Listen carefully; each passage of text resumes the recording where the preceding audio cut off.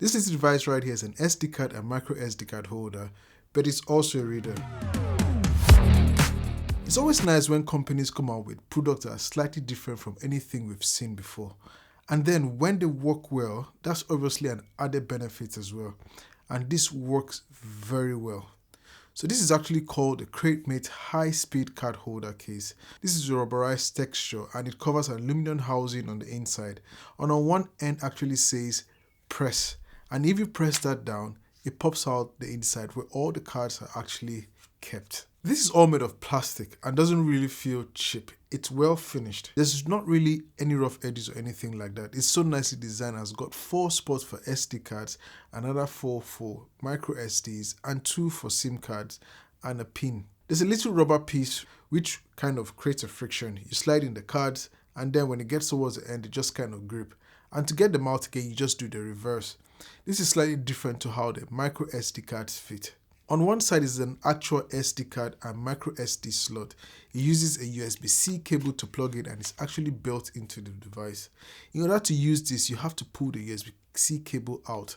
This is neatly wrapped around from the inside of the case. No, this is not the longest cable in the world, but it works. If you're working on a laptop, iPad, tablet, or whatever, just know there's a chance it will just hang from it or lie right in your desk, which for me is completely fine. So be aware of that. And after you're done, it's nicely fit into the slot. This is a 3.1 USB-C cable and pgytech claims speeds of up to 312 megabytes a second.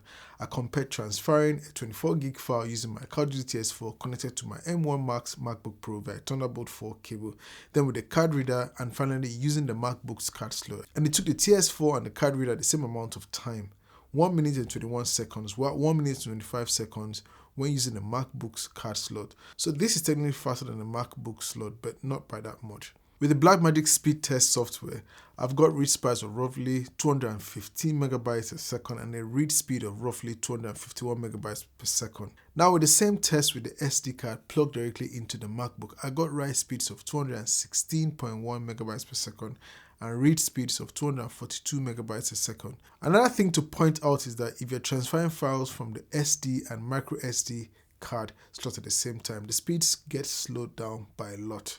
So in reality, are you buying this for the speed, for improvement over what you currently have? Well, potentially, if you have an older computer, older MacBook or older desktop, then yes, this might actually be faster, provided you have the USB-C port that can support that speed. If you have one of those newer Macs or computers, they really do pretty fast transfer speeds from the built-in card slot. This is not worse than anything that's come out in the past couple of years in terms of speed. In actual fact, it's a little bit better as we saw in the test. You buy this for the convenience of anyone that shoots photos or videos and needs a way to store extra SD cards with the added benefit that it's a card reader, a fast card reader as well. Now there's a couple of drawbacks to this. If you use CF type cards, CF type B cards, there's no place to put this in there. Could that be a huge deal?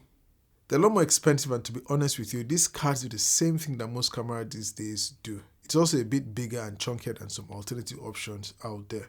However, I can just take this little rubber piece off and it's kind of solved the problem. There's a link below if you're interested in it. I'll see you in the next one, guys. Bye.